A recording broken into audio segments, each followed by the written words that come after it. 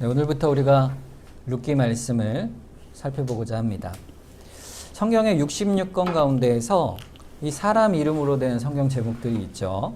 물론 원래 성경에는 제목이 없어요. 근데 이제 나중에 이제 성경의 제목을 우리가 붙이는데, 근데 그 이름들이 우리가 많이 있죠. 구약에도 보면 뭐 여호수아, 다니엘, 또 뭐 사무엘, 에스라, 느헤미야, 욥, 뭐 이사야, 예레미야 이런 선지자들도 있고요. 또 신약에 가면 마태, 마가, 누가, 요한 다 사람 이름이죠. 그리고 뭐 디모데, 베드로 이런 이름들로 된 성경들이 다 있습니다. 그런데 이 성경의 이름이 그 제목에 이름이 있다면 얼마나 영광스러울까요? 막 태성 막 이런 이름이 딱 들어갔다 그러면 그만큼 영광스러운 사람이 어디 있겠습니까? 하나님 말씀의 성경 제목에 이름이 있다는 건 그만큼 그 사람이 믿음의 선진으로서 또 하나님께서 뜻하신 바 구속의 역사다 가운데 그 사람들을 들어 사용하신 아주 큰 은혜를 입은 사람들이 아니겠습니까? 근데 그 중에서 또 믿음의 여성의 이름이 있는 성경이 두 가지가 있어요. 하나는 에스더서, 또 하나는 오늘 본문에 있는 룻기입니다. 근데 룻기는요 좀 특별한 성경이에요. 왜냐하면 에스더는 유대 여인이죠. 유대 여인이지만 이 룻은요 본래 이스라엘 사람이 아닙니다. 이스라엘 사람이 아니고 모압이라는 이방 여인이에요.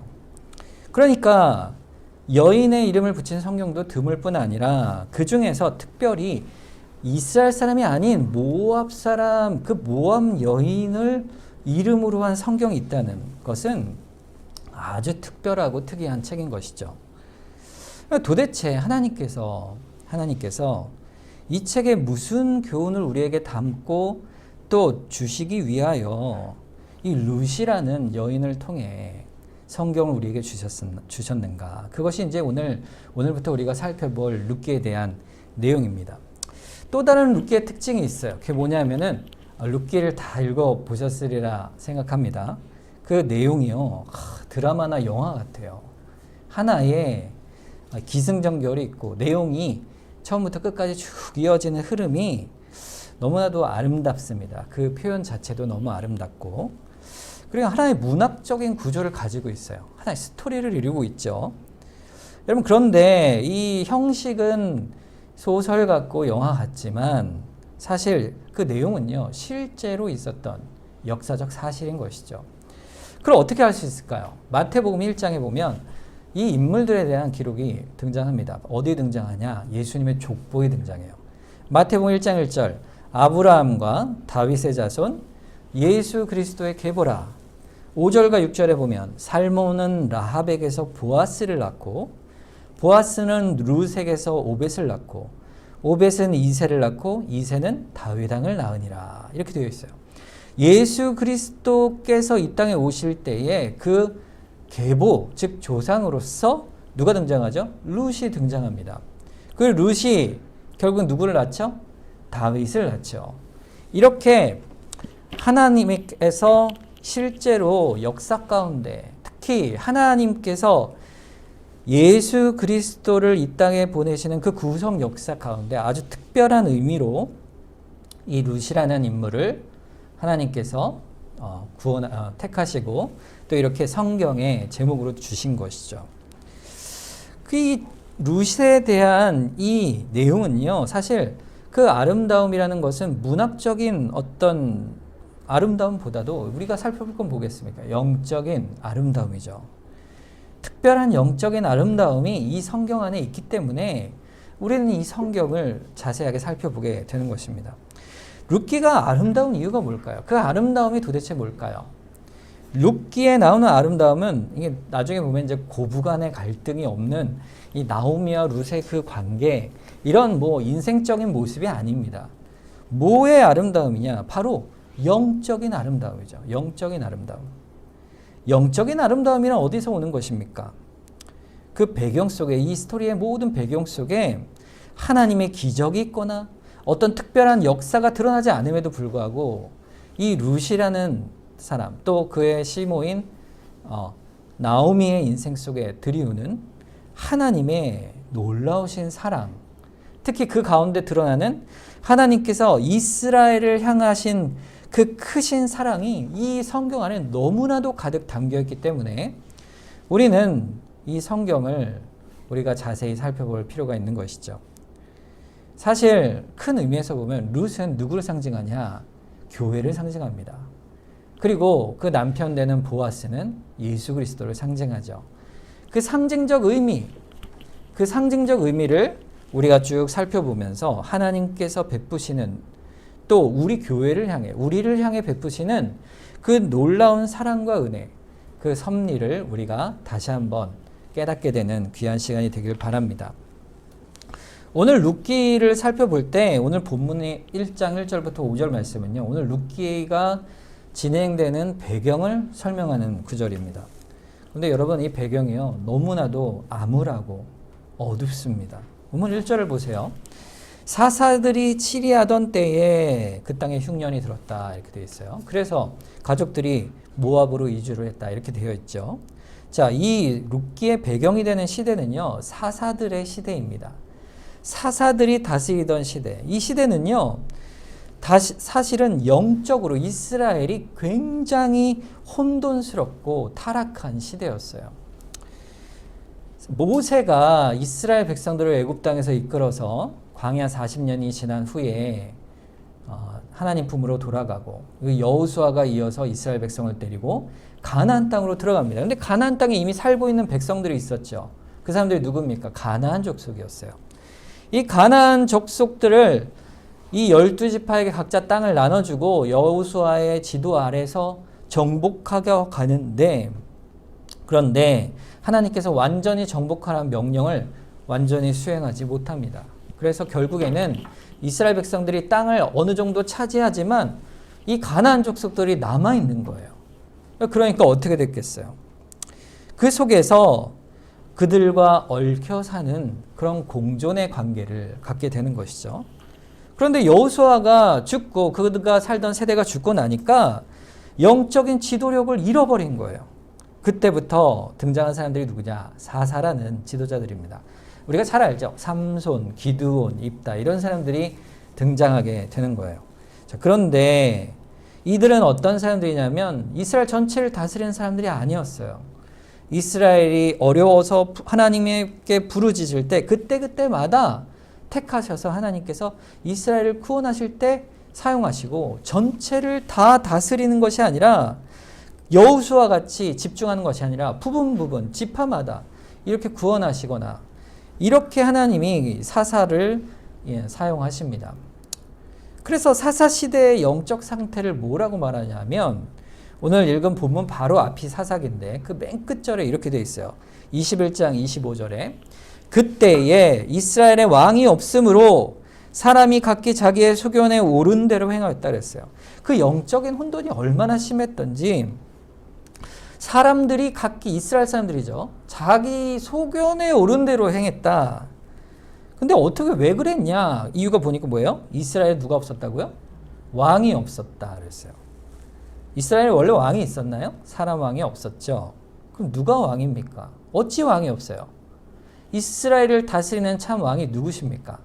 하나님이시죠. 하나님이시죠. 그러니까 하나님이 그들에게 왕으로 계셨는데 그 사람들, 사사기 때 사람들이 어땠어요? 눈에 보이지 않는 하나님을 왕으로 인정하지 않았다는 겁니다. 다시 말하면 하나님의 말씀의 통치를 순종하지 않았다. 이것을 왕이 없었다, 이렇게 표현하는 것입니다. 사사 시대에도 역시 하나님을 제사드리고, 또 하나님을 이름을 부르고, 또 그들에게 어려움이 닥쳤을 때 하나님 도와주세요 하고 도움을 구한 사람들이 그들이었어요. 그러니까 그때마다 하나님은 도움을 구할 때 사사들을 보내 그들을 구원해 내시죠. 그럼에도 불구하고 사실은 저들은 하나님의 이름을 부르고 하나님을 섬긴다 하였지만 뭐라고요? 하나님을 왕으로 섬기지는 않았다는 거예요. 모든 일을 결국 뭐예요?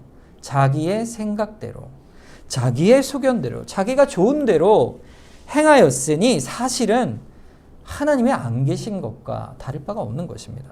이것이 사사시대의 영적인 모습이에요. 영적인 모습. 여러분, 하나님이 그들 그대로 내버려 두실까요?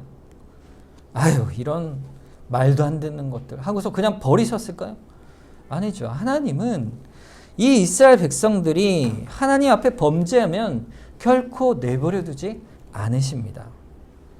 하나님의 백성이니까요. 하나님이 택한 자들이니까 하나님께서 그들에게 향해서 어떻게 행하실까요? 징계를 행하시죠. 징계를 행하는데 어떻게 행하시냐면 그들과 섞여 살던 그 가나안 족속들에게 침략을 당하고 공격을 당하게 하시는 거예요. 큰 어려움을 당하죠. 매번 괴롭힘을 당하니 하나님 앞에 그때서야 부르짖는 거예요. 하나님 도와주세요. 그러면 하나님께서 그때마다 사사를 보내주십니다. 다시 구원의 손길을 내미시죠. 그런데 이것이 계속 반복이 되는 거예요. 이게 계속 돌고 도는 거예요. 이 이스라엘의 백성들을 가리켜서 워낙 하나님의 징계를 받고도 돌이킴에도 불구하고 바로바로 회개하고 하나님께로 더 나아가야 하는데 그런 영적 변화의 모습이 전혀 없는 거예요. 이내 곧 평안해지면 하나님이 도우시면 또 곧바로 이전의 모습으로 타락해 버리고 마는 그 이스라엘의 모습인 것이죠. 어떤 분이 이 모습을 가지고요, 이스라엘이 약간 닭과 같다 이렇게 얘기해요. 닭. 여러분 닭 아시죠? 닭. 닭이 어떻습니까? 이게 모이를 쫙 주면 모이를 먹으러 막 모이잖아요. 그럼 이제 가서 어이 하면 이렇게 도망을 가잖아요. 그럼 닭이 몇 걸음 갑니까? 한 4-5걸음 후루루루 도망가다가 막 가다 어이쿠 하고 도망가다가 내가 왜 가지? 이렇게 하다가 다시 돌아와서 또 모이를 먹는 거예요. 닭 보면 그렇지 않나요? 비둘기도 그렇고. 새들은 흔히 기억력이 나쁘다 이렇게 얘기하는데 이게 사실인지 정확인지 제가 모르겠습니다만. 그러니까 이스라엘이 그렇다는 거죠. 이스라엘이. 반복적으로 하나님 앞에 죄에 대한 징계를 받고 금방 하나님 앞에 도와달라고 구하고 하나님 앞에 매달리다가 그들이 다시금 하나님이 평안을 주시는 때가 오면 금세 죄의 관성으로 돌아가서 굉장한 그 죄의 모습으로 다시금 돌아가고 하는 거예요. 강력한 죄의 유혹 속에 다시 빠져버리는 거예요. 그들 주변에 가나안 족속들이 하나님을 왕으로 모시지 않는 것처럼 우상을 섬기는 것처럼 타락하고 그들과 함께 죄의 모습을 따라가게 되는 것입니다. 여러분, 사사들은 어땠을까요? 사사들은 하나님께서 세운 사람들이잖아요. 그런데 이 사사들 자체도 그 영적인 타락의 모습을 아주 자세하게 심하게 보여주고 있어요. 예를 들어서 입다가 그렇습니다. 입다가요, 자기 딸을 하나님 앞에 인신 제사로 드리게 됩니다. 여러분, 하나님께서 인신 제사를 받으십니까? 그걸 미워하시죠. 싫어하시죠.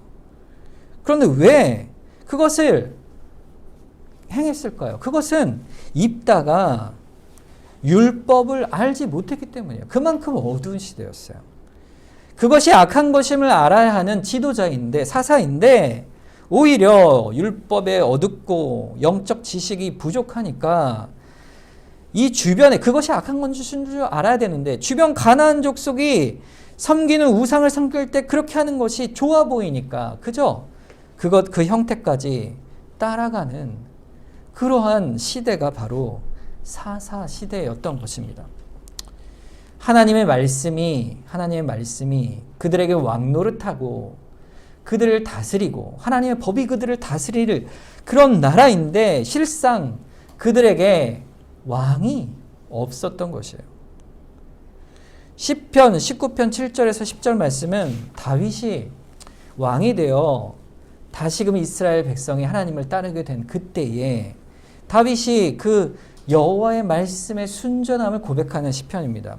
여호와의 율법은 완전하여 영혼을 소생시키시며 여호와의 증거는 확실하여 우둔한 자를 지혜롭게 하며 여호와의 교훈은 정직하여 마음을 기쁘게 하고 여호와의 계명은 순결하여 눈을 밝게 하시도다. 여호와를 경외하는 도는 정결하여 영원까지 이르고 여호와의 법도 진실하여 다 의로우니 금 곧 많은 순금보다 더 사모할 것이며 꿀과 송이꿀보다 더 달도다 그랬어요. 이 여호와의 말씀에 대한 이 고백은요, 다윗의 고백은요, 이때는 한 줌도 없었습니다.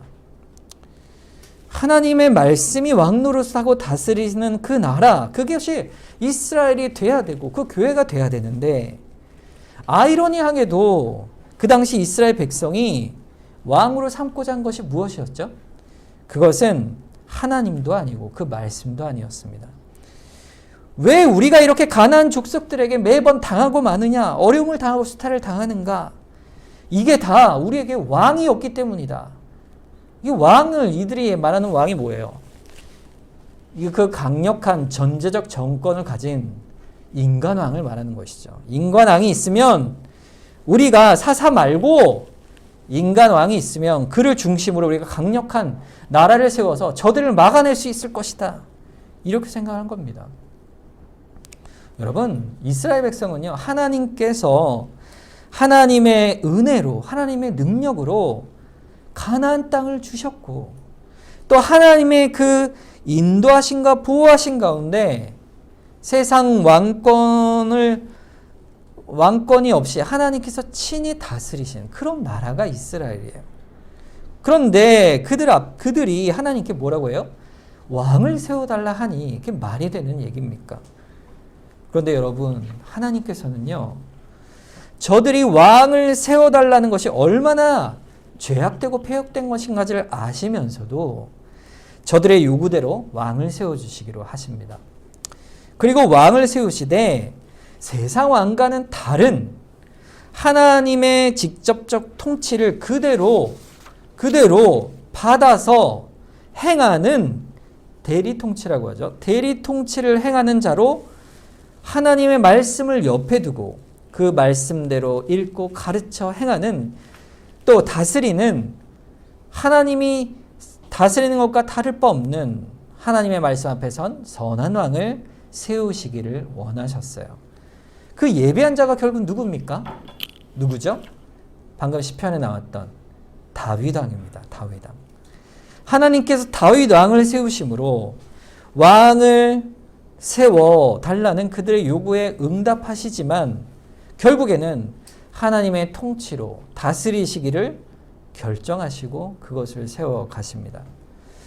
그러니까 불순종하고 하나님께 인간왕을 달라 하는 사사시대의 이스라엘 백성을 에이 나쁜 놈들 하고 그대로 내어버리신 것이 아니고 그들이 요구하는 형식을 그대로 따라서 하나님 나라의 통치가 이루어질 수 있도록 하나님은요, 지혜롭고 놀라운 하나님의 은혜의 섭리로 이스라엘을 이끌어 가십니다. 하나님은 참 놀라우신 분이에요. 우리의 연약함을 아시지만 그것을 이루어 가시는데 그 과정을 보여주는 그 성경이 바로 오늘 본문인 룻기의 말씀인 것이죠. 여러분, 룻이요, 나중에 새로운 남편을 맞이하는데 그가 누구냐? 바로 베들레헴에 있던 보아스라는 남자예요. 이 보아스 사이에 아들이 태어났는데 그가 누구죠? 오벳입니다. 그 오벳은 누구를 낳습니까? 이새를 낳죠. 이새의 아들이 누구죠? 바로 다윗 왕이에요.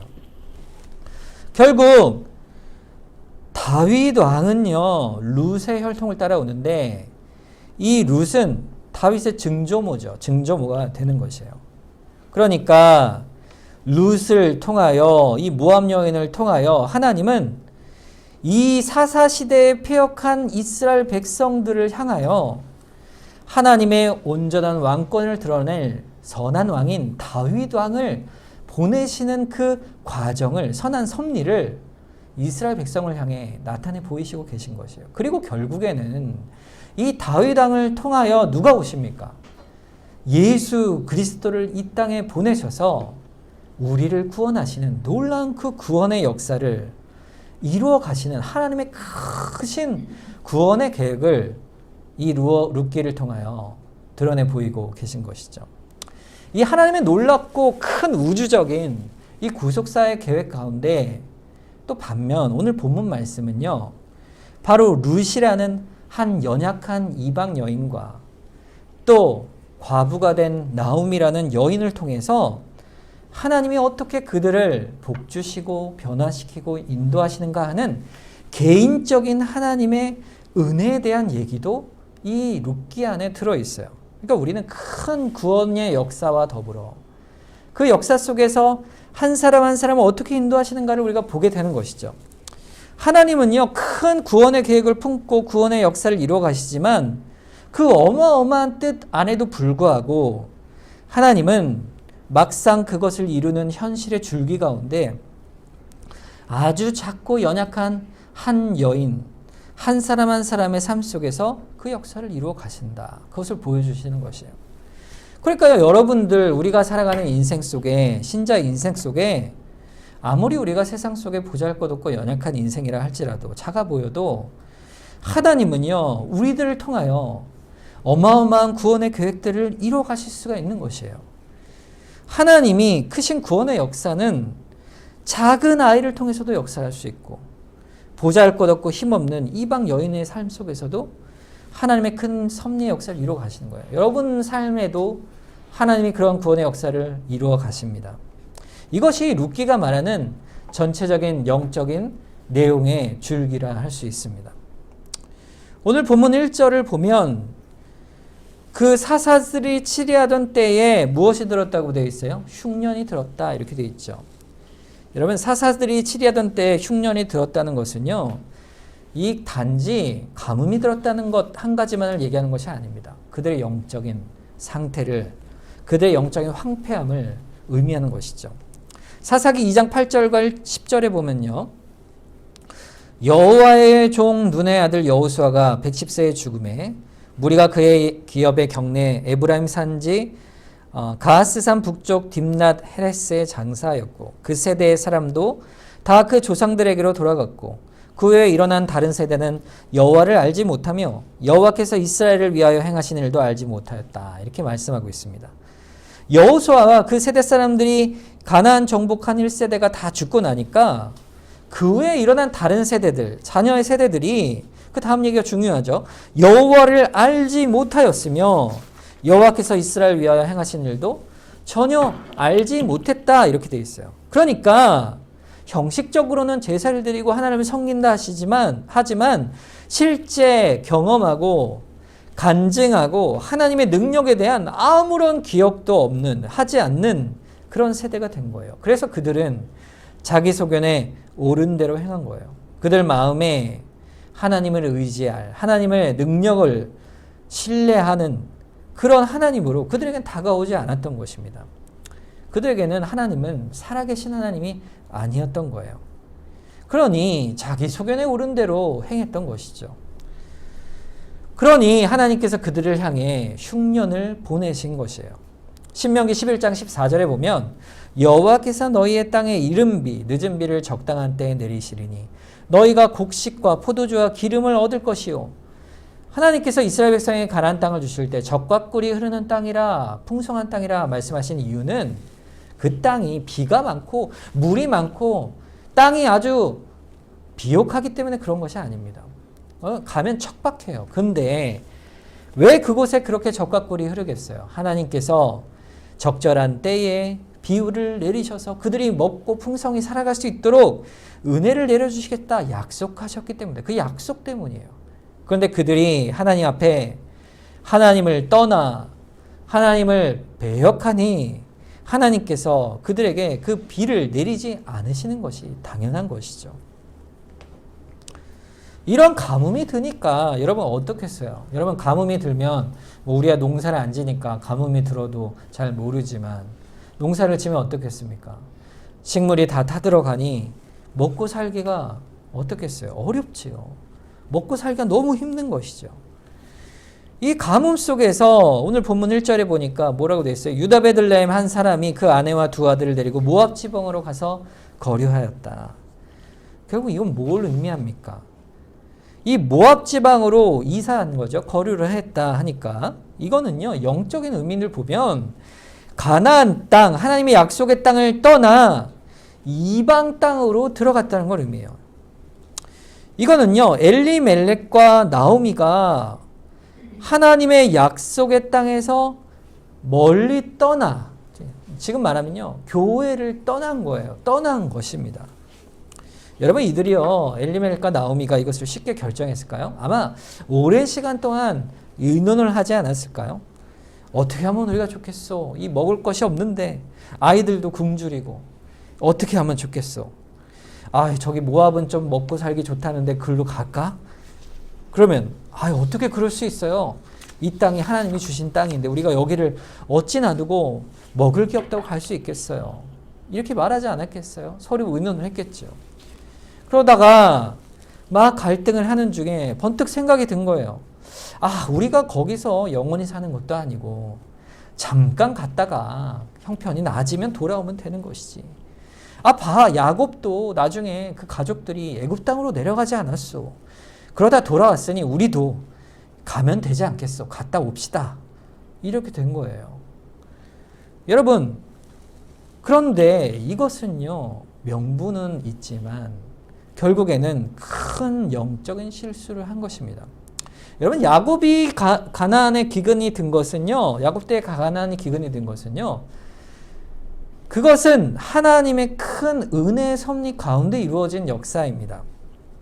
이스라엘을 애굽에서 큰 백성을 이루어 나오게 하시려는 하나님의 구속의 계획 가운데 야곱이 죄를 범해서 징계로 기근이 온 게 아니고 오히려 그때 야곱은 신실한 믿음을 가진 때였어요. 더 큰 은혜로 요셉을 통해 구원의 섭리 가운데 애굽에서 그를 건져내시기 위해서. 그래서 그들이 죽을 때 뭐라고 합니까? 내 해골을 메고 가나안 땅으로 올라가라. 결국 그 가나안 땅을 바라보지 않습니까? 자, 그런데 지금 사사시대의 가뭄은 무엇이죠? 하나님의 강한 징계에 매였어요. 오히려 위에 가나안 땅에 하나님께서 복을 주시겠다 하는 곳에 이렇게 고통스러운가? 이것은 하나님께 다시 돌이켜라 하시는 회개의 촉구인데, 그러면 눈물로 기도하고 하나님께 돌이켜야 함에도 불구하고 오히려 이것을 피하여 우리가 도망가자. 이 모압 지역으로 가면 먹고 살겠다. 갈 영적인 선한 목적과 이유가 전혀 없는 것이죠. 하나님께서 흉년을 주셔서 이스라엘로 하여금 이스라엘답게 하시려고, 하나님의 백성답게 하시려고 어려움을 주시는 것인데, 그 어려움 때문에 못 살겠다 하고 아예 그 땅을 떠나버리는 것이에요. 고난을 핑계로 하나님에게서 더욱더 멀리 멀어져 가니 하나님과의 관계가 어떻게 되겠습니까? 전혀 잘못된 선택을 하게 된 것이죠. 여러분, 그들이 모압 땅으로 갔을 때 그 결과가 어떻게 됩니까? 오늘 본문에 3절에 이렇게 되어 있죠. 나오미의 남편 엘리멜렉이 죽고 나오미와 그의 두 아들을 남았다. 이렇게 되어 있어요. 2절에 보면요, 끝에 보면 그들이 모압 지방에 들어가서 거기 살더니 하고 3절로 바로 이어지는데요. 한 문장이에요, 사실. 들어가서 얼마 안 있다 바로 돼요. 연속적으로 그 남편인 가장인 엘리멜렉이 죽습니다. 4절에 보세요. 그들은 모압 여자 중에 그들의 아내를 맞아야 했는데 하나의 이름은 오르바요 하나의 이름은 루시더라. 그들이 거기 거주한 지 10년쯤에 무슨 일이 있어요 또? 그 두 아들도 죽어버려요. 결국에 이주한 지 10년 만에 남편도 죽고 두 아들도 죽는 것이죠. 그만한 비극이 어디 있겠어요. 어려움을 피하여 먹고 살기 위해 모압 땅으로 갔는데, 하나님의 백성을 떠나 세상으로 갔는데 덜커덕 죽음의 그런 문제가 일어나게 된 것입니다. 이들의 죽음의 이유가 무엇인지, 하나님께서 모압으로 갔기 때문에 진노하여 죽이셨다, 그런 말이 성경에 전혀 없어요. 성경은 그런 관점에서 이들의 죽음을 살피라는 말씀이 아닙니다. 여러분 뭐 이 말씀 보고 아유 그거 잘못했으니까 죽이셨지, 이렇게 우리가 비난할 필요가 없습니다. 그러나 우리가 이 말씀 속에서 한 가지 알아야 될 사실이 있어요. 이들의 죽음의 이유가 영적이건 사회적인 이유건 간에 한 가지 아는 사실은, 엘리멜렉이 모압으로 갔을 때 그 마음속에 있던 교만한 생각이 있다는 사실이에요. 그게 뭘까요? 그게 뭡니까? 내 인생, 내 일을 살 인생은 내가 결정할 것이다 생각하는 그 마음이었습니다.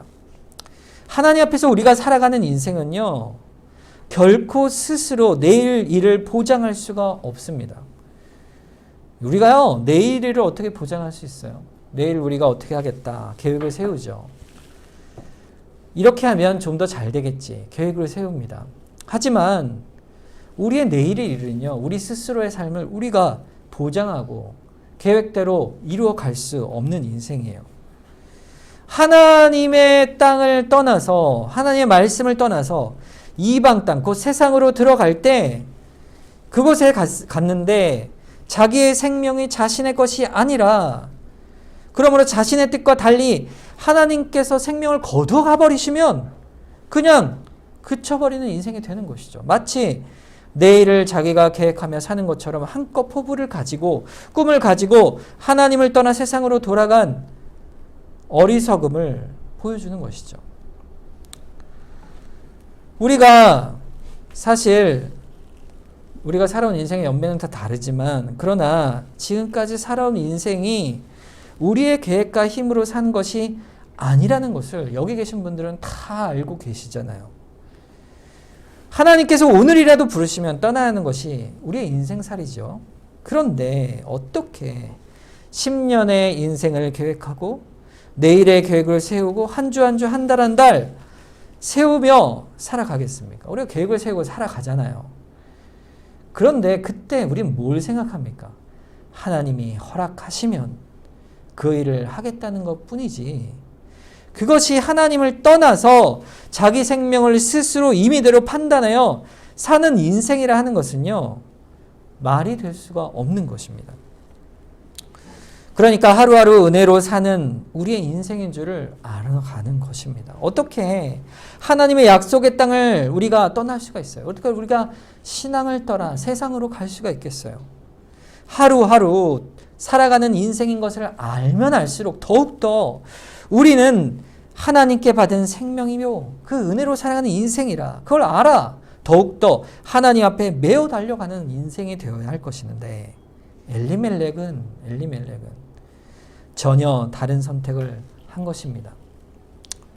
그 결과 어떻습니까? 나오미를 보세요.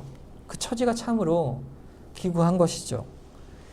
모압에 갔는데 남편이 죽고 이제 두 아들이 남았으니 이제 이 두 아들을 결혼시켜야 될 거 아니겠어요. 그래서 모압 여인들 둘을 아내로 맞이하게 됩니다. 여러분, 이것도요, 하나님을 모르는 여인이요, 모압 족속을 대대로 우상을 섬겼던 그 여인들을 며느리로 맞이하였다는 것은요, 사실 이들의 영적인 모습 또한 다시 한번 굳건하게 보여주는 그런 사건이라고 할 수 있어요.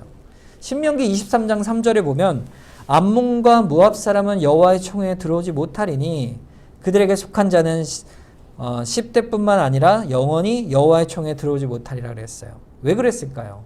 이 모압 족속은요, 우상 숭배와 타락이 있는 백성이에요. 그래서 하나님의 백성의 순결을 망치게 될 이유가 있는 것이죠. 또 이스라엘 백성이 가나안 땅에 들어올 때 이 모압이 회방을 했잖아요. 그 심판의 결과로 여호와의 총회에 들어오지 못한다. 그런데 그들과 결혼을 시키니 그 영적인 정체성이 점점 더 희미해지고 현실의 문제에 압도되어 버리고 마는 그런 모습을 볼 수가 있는 것이에요. 여러분이 나오미 가정을 보면서 신자됨의 모습을 찾기 어려워진 모습을 보면서, 아니 뭐 모압 지역에 사니까 모압 여인을 아내로 얻을 수밖에 없지 않습니까? 뭐 그 여인들을 말씀으로 잘 가리키고 믿음을 가르쳐서 그렇게 배우자로 만들면 되지 않겠습니까? 이렇게 반론을 할 수 있지 모르겠어요. 여러분, 그런데 사실은요, 그렇게 변명할지 모르지만 사실은 이 모압이요, 베들레헴에서 거리가 너무 가까워요. 바로 옆 동네예요. 사실은 한 24km 정도 된다고 해요. 그러니까 마음만 먹으면 유대 땅에 가서 유대 여인들을 찾아 우리 아들들의 배우자가 되어달라 이렇게 찾을 수 있지 않겠어요? 그런데 모압 땅에 있으니, 아니 어떻게 모압 땅에서 사십니까? 저는 안 가겠어요. 이렇게 사람들이 다 거절하면 그러면 어떻겠어요? 오히려 그때 깨달아야 하는 것이죠. 이것이 잘못된 것이구나. 영적으로 지극히 위태하구나. 이렇게 깨달아 돌아와야 하는 것인데 오히려 모압 땅에서 여인들을 배우자로 삼는 것이에요. 그런데 그 결과 어떻습니까? 10년쯤 되었을 때 이 두 아들도 죽는 것이에요. 이제 남은 것은 나오미가 과부가 되었고 그 며느리 둘이 과부가 되어 새 여인이 과부로 남게 된 것이죠. 이런 기가 막힌 일이 어디 있습니까? 모압으로 갔을 때 꿈과 그들의 꿈이 산산조각이 되고 아주 비참한 모습 가운데 있게 되는 것이에요. 여러분, 지금까지 한 이 모든 비참한 모습, 오늘 배경이 되는 이 모습은요, 사실은 이 나오미의 모습이 뭘 상징하겠어요? 이스라엘의 모습을 그대로 보여주는 상징적인 모습인 것이에요. 왕이 없으므로 하나님을 떠남으로 자기 소견에 오른 대로 행하였더라. 그 모습이 엘리멜렉, 나오미 이 가정의 모습을 그대로 보여주는 거예요. 이스라엘의 모습인 것이죠. 오늘 말씀을 통해 우리가 무엇을 생각할 수가 있겠습니까? 모압이 엘리멜렉과 나오미에게 답으로 보였죠. 세상이 답으로 보였습니다. 잠깐 다녀오면 되겠지. 그 주변에 있던 사람들이 말리지 않았겠어요? 그래도 하나님 약속의 땅에 가나안 땅이 있어야 하지 않겠소? 어찌 그러시오? 글쎄 잠깐 다녀오면 됩니다. 가서 좀 형편이 나아지면 금방 올 거요. 염려하지 마시오. 그리고 떠났을 거 아니겠어요? 그런데 가서 신자가 그렇게 살면 안 된다고 말했지만 거기서 삶의 터전을 닦고 1년을 살고 2년을 살고 10년까지 살다 가니까 쉽게 돌아올 수가 있어요? 없는 거죠. 그들은 인생의 주인이 자신이 아니라 오직 하나님뿐이라는 사실을 깨달아야 했는데 그 마음에 새기지 못했고 자기 삶의 주인이 자신들인 양 하나님의 약속을 떠나 결국 세상 속의 가치를 따라 떠난 그 비참한 가족의 모습을 보여주고 있는 것입니다. 여러분, 신자가 세상으로 간다는 것은요, 도대체 어떤 것일까? 신자의 모습으로 돌아올 수가 있을까요? 여러분, 세상으로 잠깐, 내가 잠깐은 갔다, 한 달 정도만 내가 갔다 오지 이런다고 해서 그것이 내가 반드시 돌아올 거라 보장할 수 있을까요? 여러분, 결국 신앙은요, 한번 놔버리면 끝내 다시 신앙을 회복하지 못한 채 불신앙의 상태로 그대로 끝나버릴 수가 있다는 사실을 오늘 본문을 보면서 기억할 수가 있는 것이죠. 인간이요, 그렇게 연약합니다. 여러분, 내가 결단해서 이렇게 할 수 있을 거야. 이렇게 결단하고 믿음을 내가 다시 되새길 수 있을 거야. 돌아올 수 있을 거야. 이렇게 말하지만 본래 믿음이라는 것은요, 우리에게서 나오는 것이 아니고 하나님께서 주신 선물로 누리는 것이니 하나님을 떠나버리면 믿음도 없어지는 것이 당연한 것입니다. 우리 생명도 내가 주관할 수 없고 우리의 믿음도 당연히 내가 주관할 수 없는 거예요. 하나님을 떠나 사는 인생은 그것이 순간이라 할지라도 죽은 인생이라는 사실을 알아야 합니다. 에베소서 4장 17절과 18절에 보면 그러므로 내가 이것을 말하며 주 안에서 증언하노니 이제부터 너희는 이방인이 그 마음에 허망한 것으로 행함 같이 행하지 말라. 그들의 총명이 어두워지고 그들 가운데 있는 무지함과 그들의 마음이 굳어짐으로 말미암아 하나님의 생명에서 떠나 있도다 그랬어요. 신자는요, 그래서 교회를 떠나서는 안 되고 신앙에서 세상 가치로 떠나 있으면 안 됩니다. 그럼 어떻게 우리가 살아갈 수 있을까요? 어떻게 하나님 안에서 믿음을 지키며 살아갈 수가 있을까? 세상의 환란 속에서도 우리가 흔들림 없이 굳게 서리 우리가 찬양했잖아요. 어떻게 섭니까? 신명기 8장 3절에 보면 너를 낮추시며 너를 줄이게 하시며 또 너로 알지 못하며 내 조상들도 알지 못하던 만나를 내게 먹이신 것은 사람이 떡으로만 사는 것이 아니요 여호와 입에서 나오는 모든 말씀으로 사는 줄을 내가 알게 하려 하심이라 그랬어요. 하나님의 백성은요, 믿음으로 사는 것입니다. 그 믿음은요, 하나님의 입에서 나오는 말씀으로 사는 것이 그 믿음의 인생이에요. 그 방법으로 사는 것입니다. 하나님의 말씀을 떠나 그 신앙을 떠나 세상 가운데 살면서 우리는 하나님의 뜻으로 살 방법을 전혀 찾을 수가 없는 거예요. 그래서 세상을 향해 나아가 하나님 말씀을 떠나면 그 잘못이 전혀 잘못된 선택이 되는 것입니다. 그 잘못된 선택을 우리가 뭐라고 말합니까? 바로 죄다 이렇게 말하는 거예요. 인생을 살면서 우리가 결코 마지막 날까지 놓지 말고 최우선으로 삼아야 할 것은 하나님의 교훈에 우리가 합당한가? 우리 삶이 합당한가? 그것을 묻고 사는 거예요. 과연 그러한가? 그 길을 걷는 것만이 우리가 살아있는 인생 속에서 하나님의 은혜 가운데 하나님의 다스림, 하나님 왕으로 모시는 그 인생을 살아가는 유일한 방법입니다. 세상의 상황과 형편, 그것이 우리의 어떤 일의 결정의 기초가 되어서는 안 돼요. 상황과 형편이 닥칠 때 또 우리가 더 나은 것, 세상에 더 좋은 재물이나 일락과 편안함, 즐거움이 있을 만한 어떤 결정의 이유가 있을 때에도 그것이 과연 영적으로 하나님의 교훈에 합당한 일인가를 근거로 하여 판단하고 결정해야 하는 것입니다. 그거 너무 이상적이고 낭만적인 얘기 아닙니까? 어려운 형편이 되면 신자라도 그렇게 할 수 있는 것이죠. 이렇게 얘기할지 모르겠어요. 엘리멜렉과 나오미가 그렇게 한 겁니다. 그렇게 한 거예요. 어려운 상황에서 그렇게 결정하고 나아간 거예요. 어렵지 않은 상황이면 뭐하러 그렇게 결정을 했겠어요. 그러나 생각해 보세요. 여러분, 모든 베들레헴 사람들이 다 모압으로 이주했습니까? 아니죠. 오히려 똑같은 어려움이 있었으나 견디는 사람들이 있었던 것이죠. 똑같이 어려웠으나 엘리멜렉과 나오미처럼 간 사람도 있는 거예요. 그거를 생각해 보십시오. 내가 어떤 어려움을 겪고 있어서 잠깐 동안 신앙의 도를 놓을 수밖에 없다고 싶을 때 내가 겪고 있는 어려움은 나만의 어려움이 아니고 하나님의 말씀을 굳게 붙들고 사는 많은 사람들이 같이 겪는 우리 삶에 어려움들이 있습니다. 그때 믿음의 도리를 지키고 사는 사람들이 있는 거예요. 어떤 어려운 형편이라고 말하는 그것이 우리 어쩔 수 없다고 우리가 핑계를 해도 변명을 해도 사실을 말해주는 것은요. 하나님의 사람들이 숱하게 그 상황 속에서 믿음을 지켜가고 있다는 사실이에요.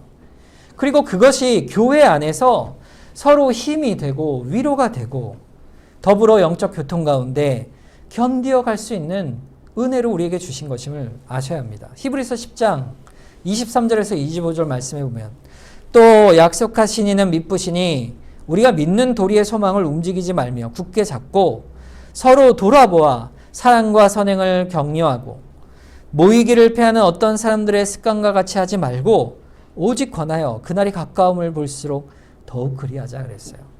우리가 교회로서 결국 신앙 가운데 서로 격려하고 기도하고 함께 서로 사랑으로 선행으로 세워가고 우리에게 믿부신 주님의 그 믿음의 도리를 움직이지 말고 굳게 잡자. 서로를 우리가 세워줄 수가 있는 것이에요. 그게 교회입니다. 교회. 이 말씀 속에 우리 각각의 신앙의 생활을 돌아보게 됩니다. 결국 무엇이 우리의 일상생활과 신앙생활을 지배하는 원칙인가? 그것을 생각해 보는 것이에요. 오늘 말씀이 그걸 보여주고 있죠. 하나님의 말씀의 교훈이 우리의 삶을 지배하고 있는가? 아니면 다른 어떤 것이 우리의 삶을 지배하고 있는가? 주의 교훈이 나의 생활을 지배하고 결정하고 있는 것인가? 아니면 그렇지 않은가? 또 내가 목말라하고 주려하고 소원하고 바라는 것이 무엇인가? 우리 영혼이 무엇에 메말라 있는가? 그것을 기억하고 생각해야 하는 것이죠. 우리는 세상이 원하는 빵이 아니고 우리 영혼의 하나님의 말씀 안에 채움을 받아 살아가는 사람들입니다. 이들에게 정작 필요한 것은요. 하나님께서 그들에게 무엇을 원하시는가를 알아 그것을 행하는 것이 우리 인생의 참된 복이요, 안식이요, 은혜임을 알아가는 것입니다. 내가 어려울 때 나의 필요를 갖기 위해 가는 것이 아니고 하나님이 이 상황 속에서 내게 원하시는 것이 무엇인가? 그것이 신자가 구해야 할 그런 은혜에 나아가는 방향인 것이죠. 우리가 은혜를 얻는다 그러지 않습니까? 우리가 은혜를 받는다는 게 도대체 뭘까요? 우리가 예배를 드리고 나면 어떤 분이 이렇게 설교 말씀을 듣고 오늘 말씀이 은혜로웠어 이렇게 얘기할 수 있죠. 말씀으로부터 위로를 받는다는 거, 은혜를 받는 게 도대체 뭘까요? 그것은 하나님의 말씀을 그 말씀이 도대체 어떤 뜻인가를 바르게 깨닫는 것이 은혜예요. 말씀의 의미를 깊이 깨닫는 것이 은혜예요. 말씀의 한 절 한 절을 바르게 깨달아 그것을 우리 영혼에 적용하고 새겨갈 때 영적인 은혜의 이치가 이런 것이구나. 그 배움을 얻고 하나님이 어떤 분이신가를 더 깊이 깨달아 알고 인간이 어떤 존재요 내가 또 어떤 자인가를 깨닫고 그리스도의 사랑이 얼마나 큰가를 알아가게 될 때 각자 성도들은 전혀 다른 형태로 살아가지만 모두가 다른 형편에 놓여 있지만 이상하게도 그 말씀으로 인한 은혜의 감동이 그 성령의 도우심으로 우리가 누려갈 수 있게 되는 것입니다. 우리가 닥친 상황이 각기 다르죠. 여러분이 어떤 어려움이 닥쳐 있을 수도 있고 아니면 평안할 수도 있습니다. 그러나 우리가 지금 있는 곳은요. 하나님의 약속의 땅 가나안 교회에 있죠. 믿음의 안에 있어요. 우리는요. 어떠한 상황 속에서도 하나님의 주신 말씀이 무엇인가를 찾아 그 말씀대로 살아가기로 결단하고 나아가야 합니다. 자, 그럴 때 또 심지어 낙심해 있을 때 다시금 하나님 말씀으로 돌이키게 하신 그 은혜 가운데 우리가 있을 때 결국에는 다시 우리가 하나님의 은혜 가운데 설 수 있음을 기억하시길 바랍니다. 오늘 본문에 이어지는 내용이 뭐죠? 결국 나오미와 룻이 절망 가운데 다시금 구원의 은혜 가운데로 들어오고 그 가운데서 하나님의 놀라우신 섭리를 누리게 되는 것을 보게 됩니다. 어디에 있을 때 그랬죠? 다시 베들레헴으로 돌아왔을 때 하나님의 말씀의 은혜 가운데 있을 때 그러한 것입니다. 우리가 오늘 말씀을 기억하면서 하나님의 말씀 안에 우리가 굳건히 서게 하십시오. 주의 말씀 안에 우리가 흔들리지 않고 이 세상 가운데에서도 주의 말씀을 끝까지 붙드는 주의 백성이 되게 하여 주시옵소서. 우리 이 시간 합심해서 한번 기도하도록 하겠습니다. 기도하겠습니다.